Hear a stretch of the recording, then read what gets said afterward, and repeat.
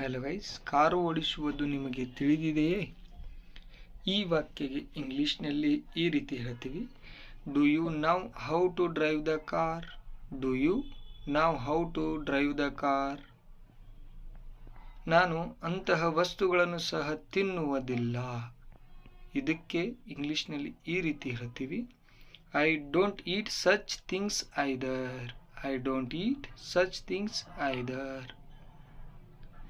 ನನಗೆ ಈ ರೀತಿ ತಿಳಿದಿಲ್ಲ. ನನಗೆ ಈ ರೀತಿ ತಿಳಿದಿಲ್ಲ. ಇದಕ್ಕೆ ಹೇಳ್ತೀವಿ, I can't even think so. I can't even think so. Next, ನೀವು ನನ್ನನ್ನು ತಡೆಯಲು ಸಾಧ್ಯವಾಗುವುದಿಲ್ಲ.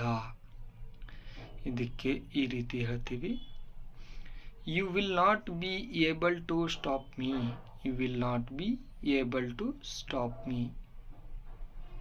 ಅವನಿಗೆ ಯಾರೂ ಇರಲಿಲ್ಲ. ಅವನಿಗೆ ಯಾರೂ ಇರಲಿಲ್ಲ.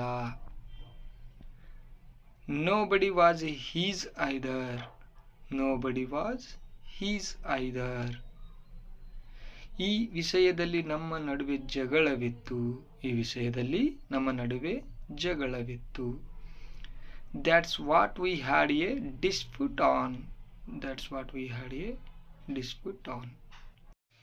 ಯಾರಾದರೂ ತಪ್ಪಿತಸ್ಥರು, ನೀವು ಅಥವಾ ನಾನು. ಇದನ್ನು ಇಂಗ್ಲಿಷ್ನಲ್ಲಿ ಯಾವ ರೀತಿ ಹೇಳಬೇಕು ನೋಡಿ, someone is to blame, either you are I. ಈ ರೀತಿ. ಈ ರೀತಿಯ ಮನುಷ್ಯ ಸ್ವಕ್ಕಿನವನು. ಈ ರೀತಿಯ ಮನುಷ್ಯ ಸ್ವಕ್ಕಿನವನು. Such a man is arrogant. Such a man is arrogant. Next, ಅವರು ಇನ್ನೂ ಕೆಟ್ಟ ಹಂತದ ಮೂಲಕ ಸಾಗುತ್ತಿದ್ದಾರೆ. ಇದಕ್ಕೆ ಹೇಳ್ತೀವಿ, he is still going through a bad phase. He is still going through a bad phase. ಅಂತಹ ಕಥೆಗಳು ಬಹಳ ನೀರಸವಾಗಿವೆ. ಇದಕ್ಕೆ ಈ ರೀತಿ ಹೇಳ್ತೀವಿ, such stories are extremely boring. Such stories are extremely boring. ನಾನು ಅಲ್ಲಿ ಆ ಅಪರಿಚಿತನನ್ನು ನೋಡಿದೆ. ನಾನು ಅಲ್ಲಿ ಆ ಅಪರಿಚಿತನನ್ನು ನೋಡಿದೆ. That's where I had seen that stranger. That's where I had seen that stranger. ಅವನಿಗೆ ಹಣ್ಣು ಇಷ್ಟವಾಗಲಿಲ್ಲ. ಅವನಿಗೆ ಹಣ್ಣು ಇಷ್ಟವಾಗಲಿಲ್ಲ. ಇದಕ್ಕೆ ಹೇಳ್ತೀವಿ, he didn't like fruits either. He didn't like fruits either.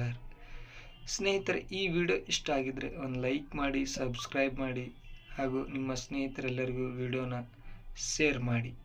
Thank you.